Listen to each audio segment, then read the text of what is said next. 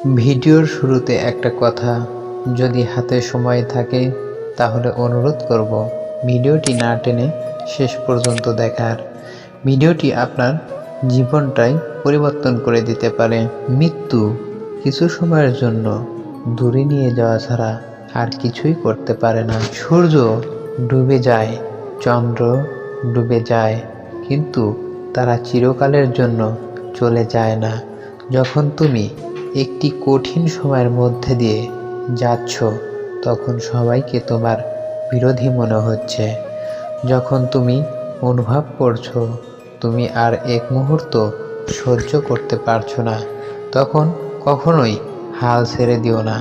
কারণ এইটাই হলো সেই স্থান ও সময় যখন পুরো বিষয়টাই অন্য কিছুতে রূপান্তরিত হবে। শুরুতেই তোমার মনের বিষাক্ত সাপরূপী অহংকারকে মেরে ফেলো।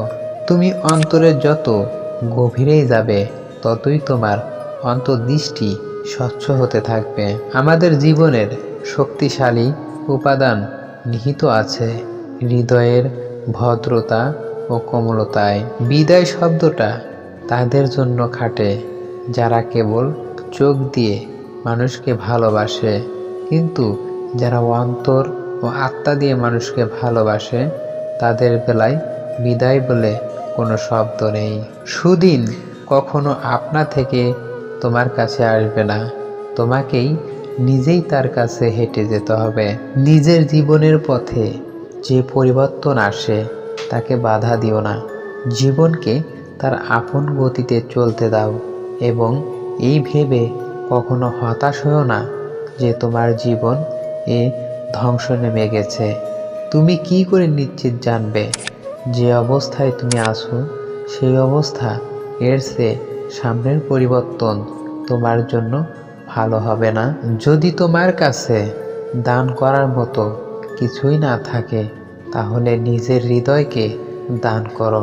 যদি তুমি কখনো আধ্যাত্মিক জগতের কোনো জ্ঞানের সাক্ষাৎ পাও, তাহলে তার সাথে নম্র ও বিনয়ীভাবে কথা বলো এবং তার কাছ হতে কিছু শেখার জন্য আগ্রহী হও। সঙ্গীত শোনো, তাহলে মনে আনন্দ ও স্বর্গীয় প্রশান্তি লাভ করতে পারবে। মানুষের প্রতিটা কড়া কথায় যদি তুমি রেগে যাও, তাহলে তোমার মন কাছের মতো স্বচ্ছ হবে কিভাবে?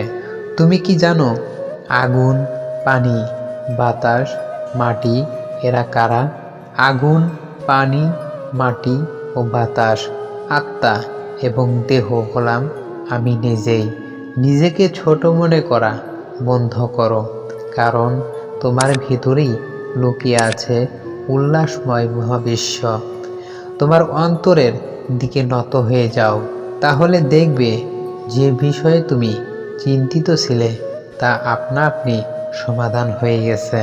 ধৈর্যর কর্ণ দিয়ে মানুষের কথা শোনো, করুণার চোখ দিয়ে তাকাও, ভালোবাসার ভাষা দিয়ে তার সাথে কথা বলো। তোমার অন্তরের চোখ খোলো, চেয়ে দেখো এই দুনিয়া একটা মায়ার স্বপ্ন ছাড়া আর কিছুই না। গুপ্তধন কখনো সরাসরি দেখা যায় না, তারা গুপ্ত অবস্থায় লুকিয়ে থাকে, যেভাবে লুকিয়ে আছে মানুষের ভিতরে পরমাত্মা।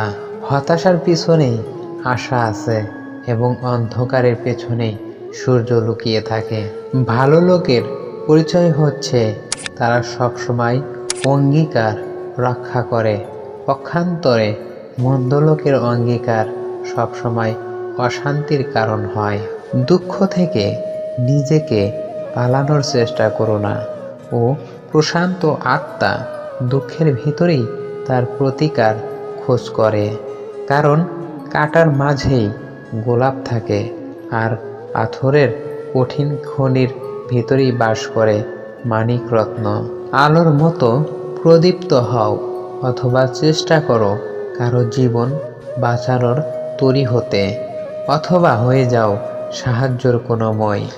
যখন তুমি নিজেকে নিজের মধ্যে হারিয়ে ফেলতে পারবে, তখন তোমার সামনের সকল বাধা অদৃশ্য হয়ে যাবে। আপন মনকে শান্ত করো, এরপর দেখবে আত্মা নিজে থেকেই শান্ত হয়ে গেছে। তো বন্ধুরা, ভিডিওটি দেখে যদি একটু উপকৃত হয়ে থাকেন তাহলে ভিডিওটিতে একটি লাইক দিয়ে অবশ্যই চ্যানেলটিকে সাবস্ক্রাইব করে রাখবেন। নতুন নতুন ভিডিও পেতে বেল আইকনটি অন করে রাখবেন যেন ভিডিওটি পৌঁছে যায় সবার আগে আপনার কাছে।